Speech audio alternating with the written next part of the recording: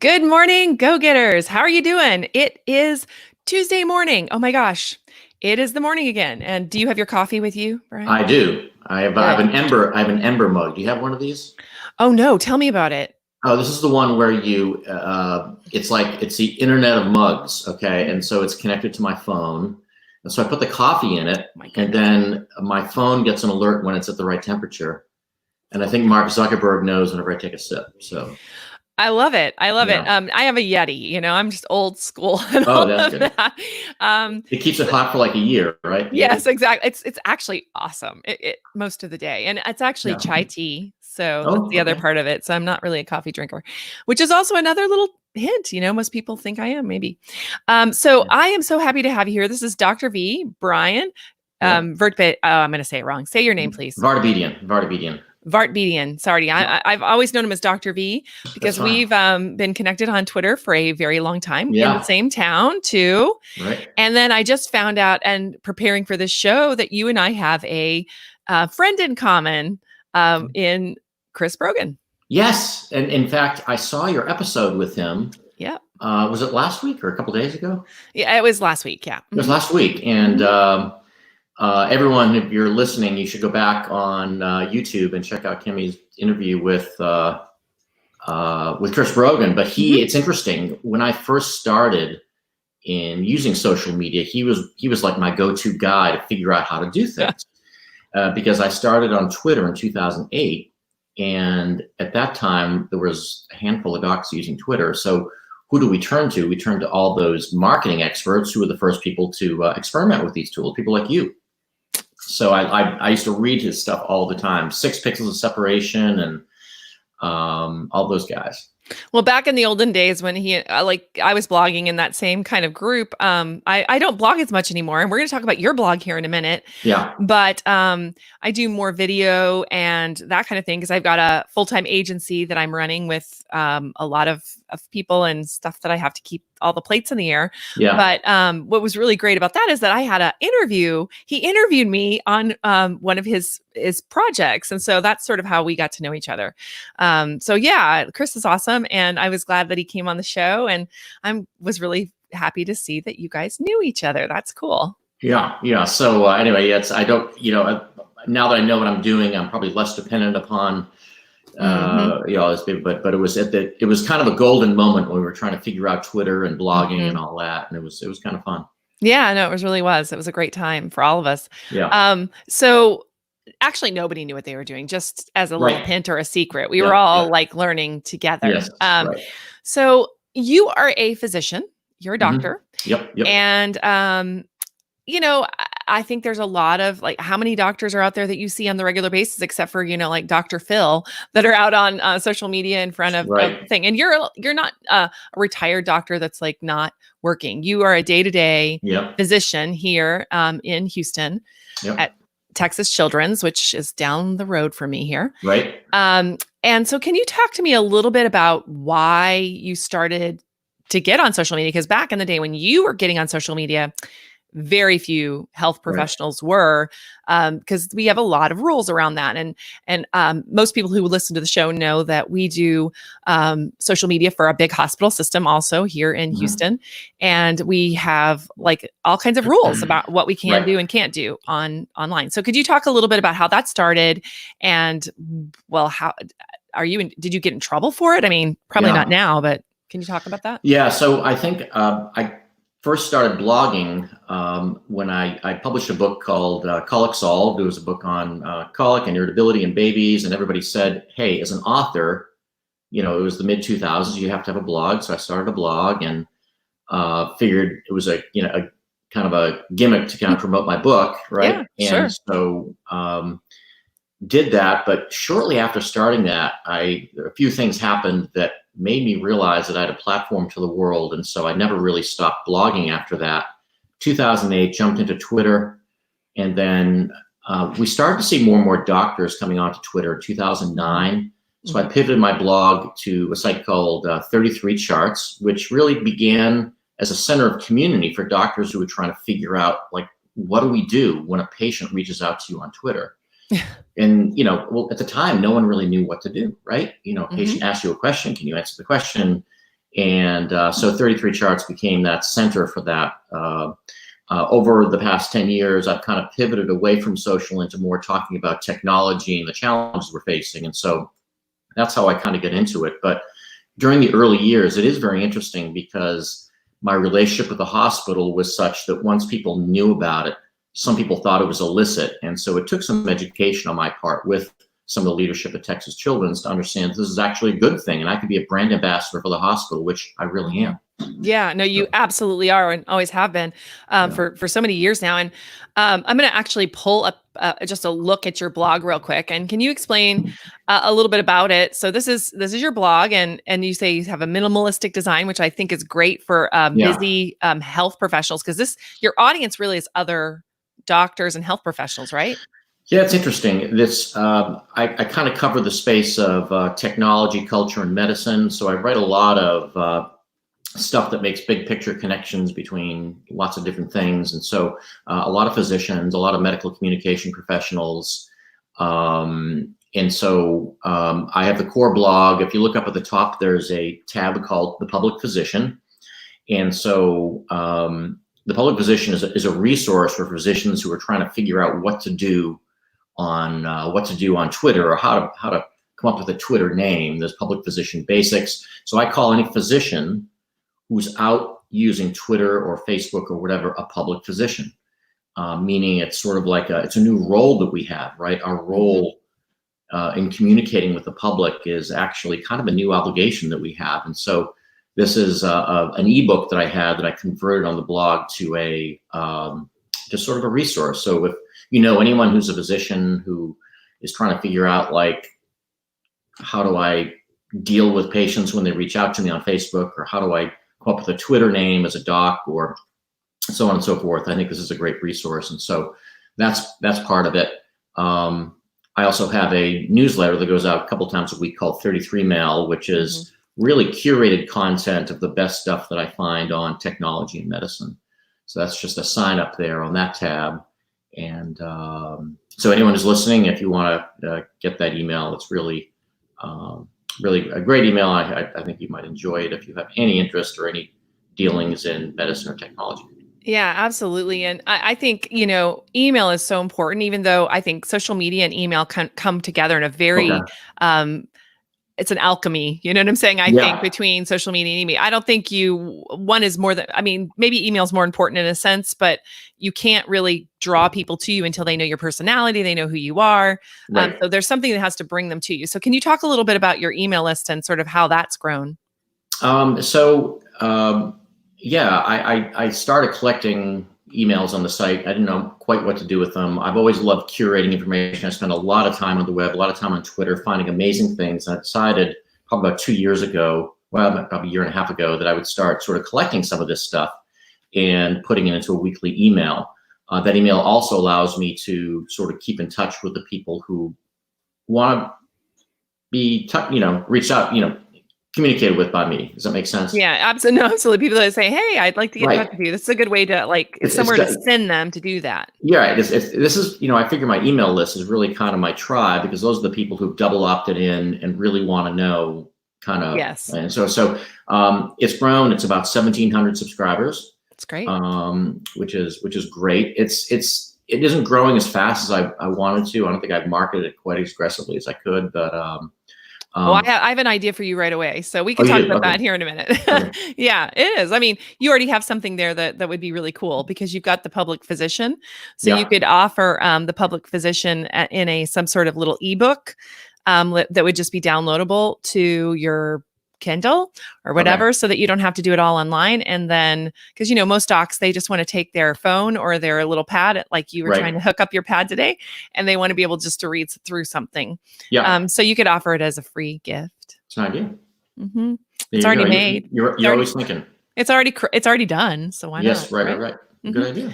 So anyway, that's good. So I want to make sure that if anybody's in the audience that we say hi to you, make sure you put a comment. We can see you no matter where you are. We're streaming to 4 different platforms: LinkedIn, YouTube, Facebook, and Twitter. So if you're on any of those platforms, please, just comment, and we'll be able to see that you're there.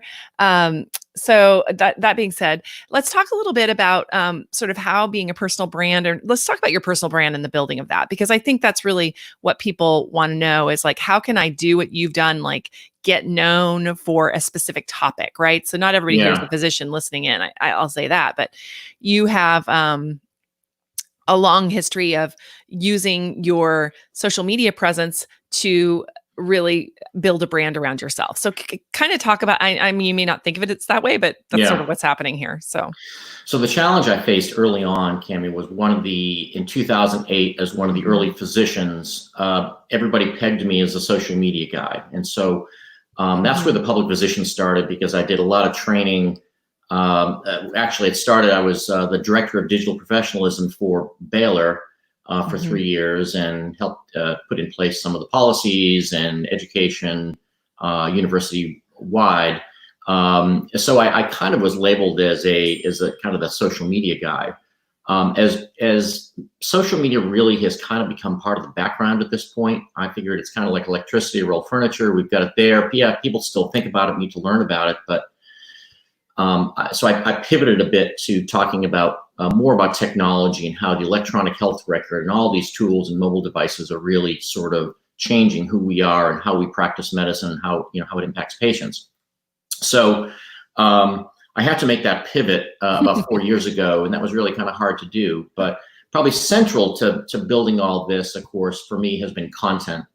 You have 500,000 words on the 33 charts, and people, when they're searching for issues related to technology and EHRs and things like that, they stumble on it, and that's really kind of how they find me. Of course, there's content, there's conversation. Conversation becomes very, very important on Twitter. My home base is my blog. My outposts, as Chris Brogan used to call them back in the day. Yeah, the outposts, yes, I remember. Right, the outposts are Twitter and LinkedIn, and so I have a conversation, pull people back to the blog, and pull people back to the public physician, and I do a fair amount of speaking. I do some training with the public physician workshops, and so No, that's good, because I mean, you're building like a little thing, and I always like to call it the hive, like the beehive, and then you have like the places that the bees go out and bring the honey back. Right. Those are those social media places, that they're bringing that honey back to the hive. So I love that. And Hey Don is on Twitter. So hi, thanks for saying hello to us. So kind of moving along, that is how you use social media. And I think technology is a really interesting thing right now. I'd like to get into some more like details about how you use like each social platform and stuff, because there's some cool stuff that you do. But before we jump into that, this just reminds me that right now, with telemedicine and urgent online care medicine, and sort of, I think we're flattening a curve of adoption of that kind of technology. What do you think about that? No, absolutely. This is really an unprecedented time. I know at Children's and at many places around the country, we've had telemedicine in our sites for a year or two. But what's so fascinating was this crisis has forced us into it because of social separation.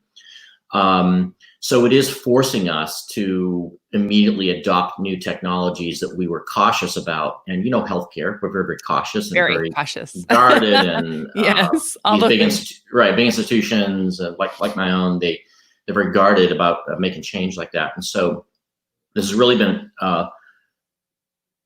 probably in the breadth of my career is going to be one of the most interesting times here, because we're doing this so quickly. I mean, there's a cost that comes with that too. There are, it's challenging for us to do this very, very quickly, but I think it's really been amazing to watch. And so I think we're going to be, what's the question to ask is, what's the world going to be like after COVID? In terms of an encounter with a physician. And I think a certain percentage of what we do is going to be a telehealth encounter, certainly here in Houston, and that's really exciting. Yeah, and I think part of that is on the patient side too, because I mean, most patients honestly would rather be in the room with the doctor, looking them in the eye. I mean, if you had your druthers, right, you'd rather sit there and make sure they've seen you. Yeah. But right now, it's a little scary to go to the doctor's office because you're not sure, and so maybe you're willing to jump on a portal type of call, because there's different portals. You can't just jump Right. on Zoom for telemedicine. It's not the way it works. Yeah. And then you may feel more comfortable just trying that instead of like taking the chance of going out and, maybe risking getting sick. So I think that's really an interesting moment, because it's not just about the physicians and the hospitals and the doctors' offices. It's also about the patients. Yeah, and what we're trying to sort out right now is who's really appropriate for a televisit and who's not appropriate. Oh, in other words, what things, what are the criteria? What things do we absolutely have to see in person? For example, a 10-month-old with fever who potentially has a urinary tract infection, we can't do that online. And the concerning thing is there are a lot of pediatric upstart televentures. And I think a lot of them want to try to do everything via teleconnection, but there just some things you can't do via teleconnection. Yeah, actually, this is not speculating on healthcare, just FYI.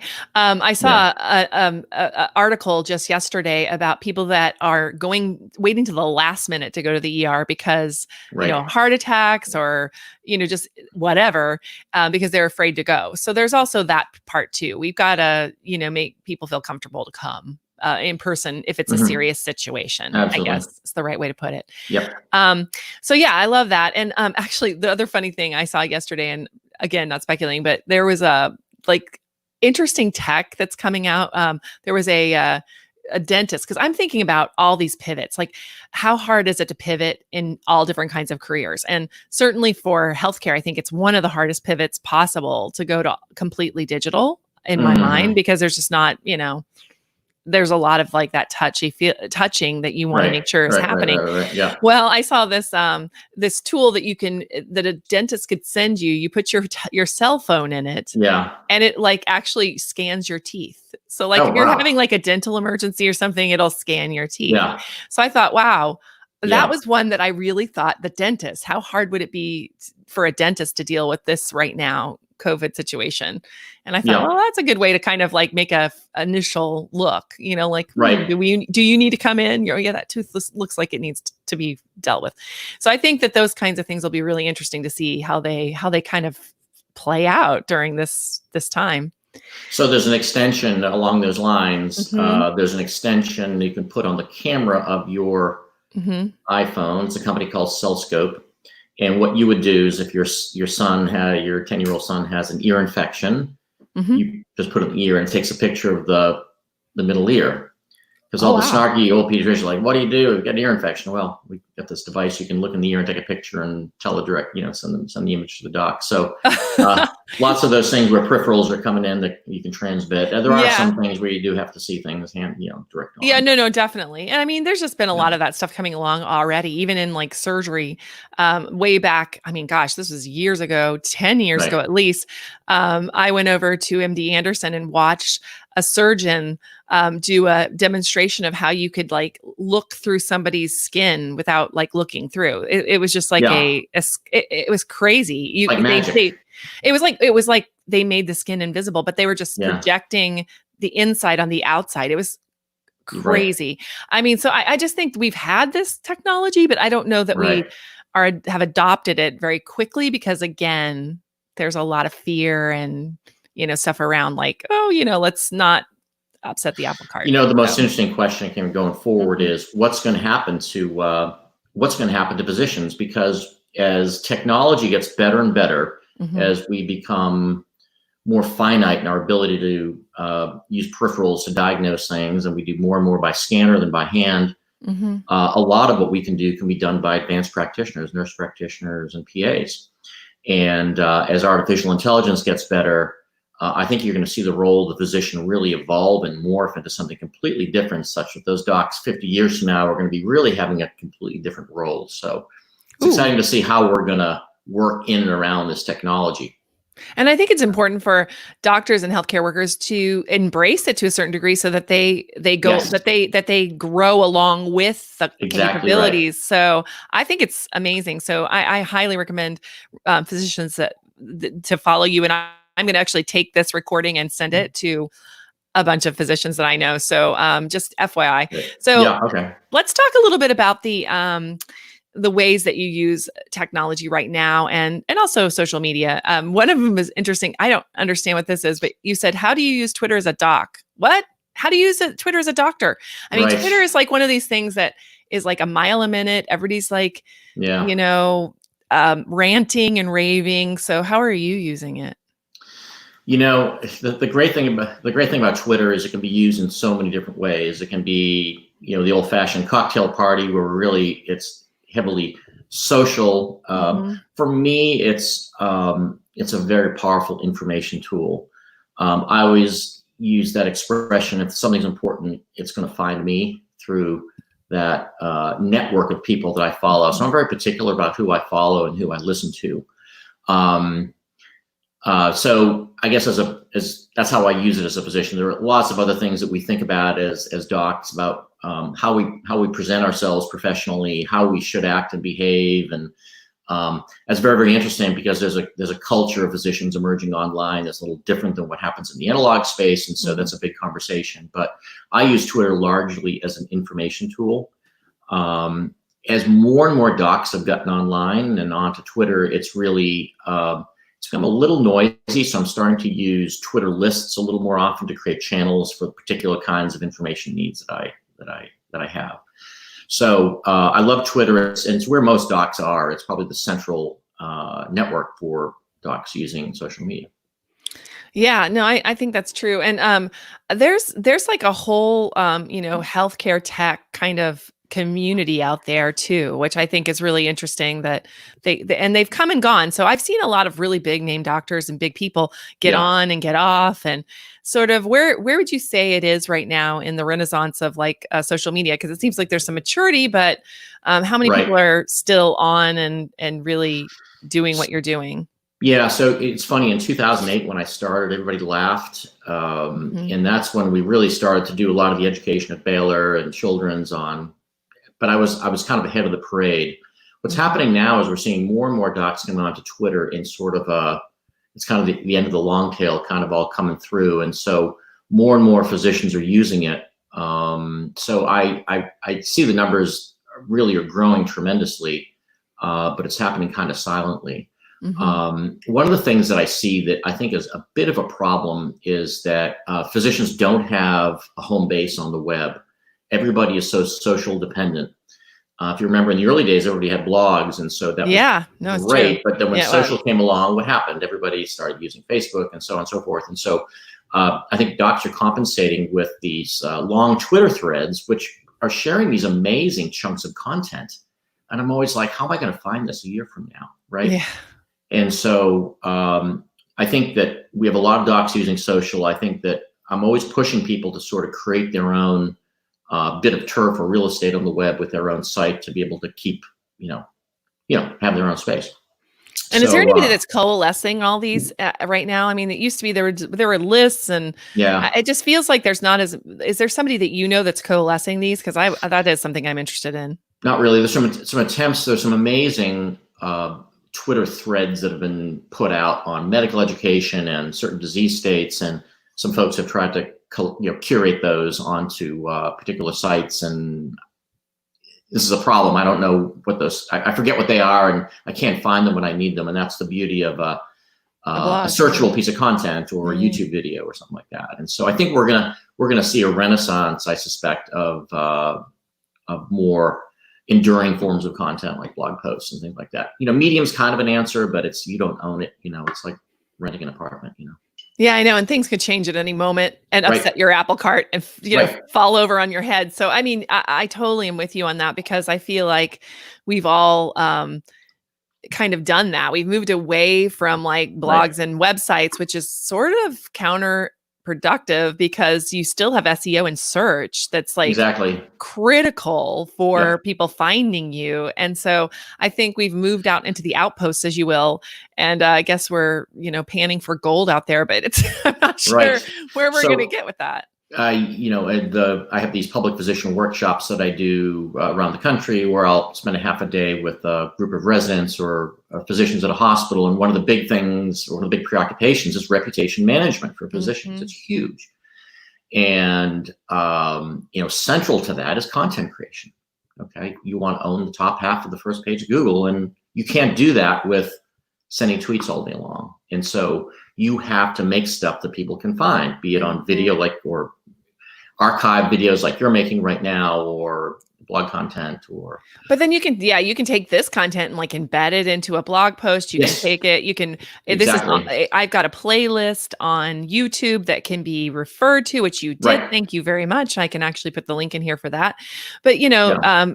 I wouldn't say that I'm building like a huge following on YouTube per se. YouTube is more of a holding ground, I guess, for what we're doing on this show.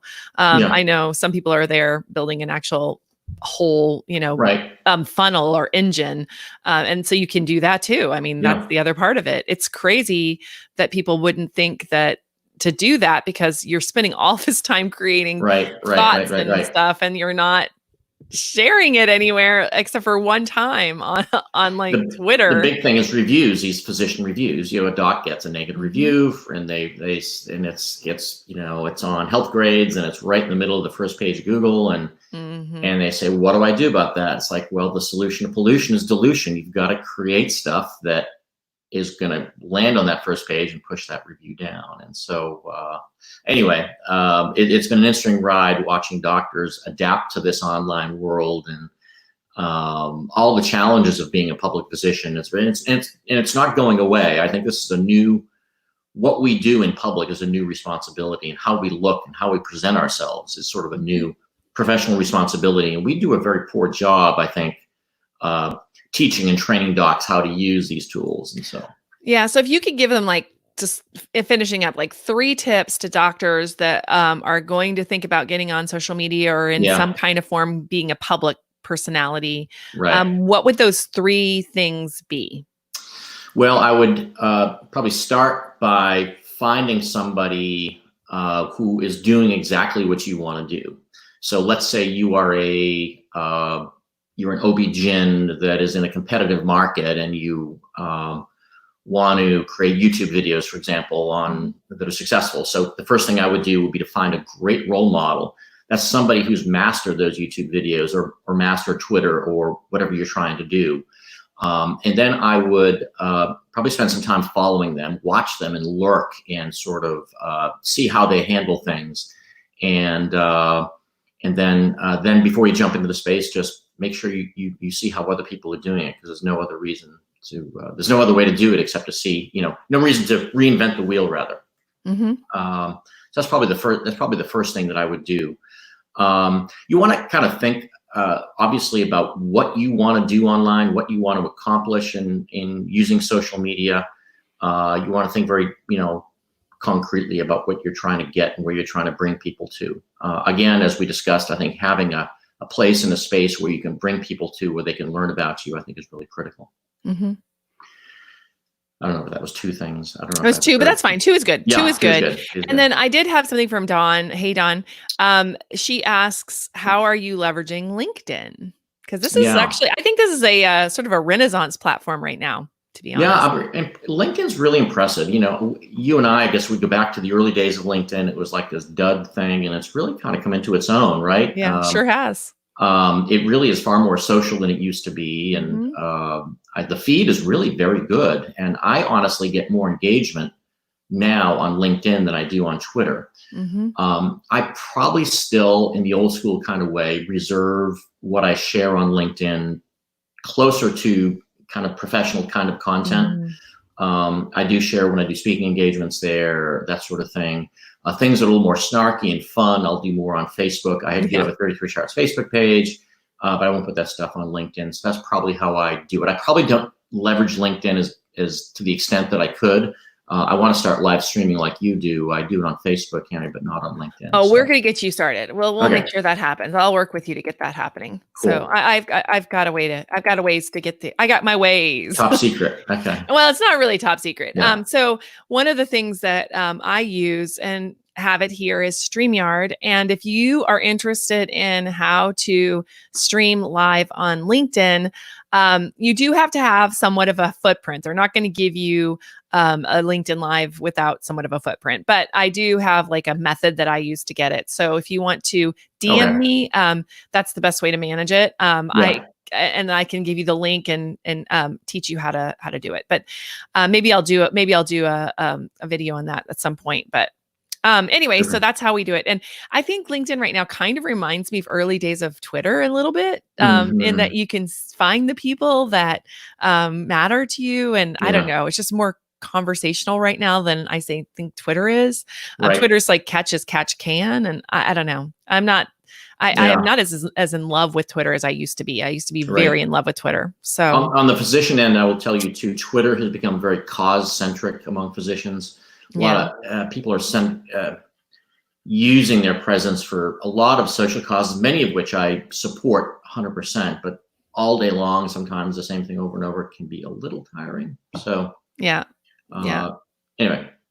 No, I'm with you 100% on that. So, that being said, our time is up. Amazingly, we are like, we can talk for a long time because this is really great. But I really appreciate you coming on, because I think that, different professions, people sometimes think, doctors, what would they do on social media? I'd like to show how different professions could do it. And right now, especially when people are having to pivot and figuring out who they are online and so on, I think right now, especially, it's really important that people see like what you're doing and get an idea of how they could maybe do the same. So even if you're not a doctor, if you're thinking about things, hear what Bryan said. He said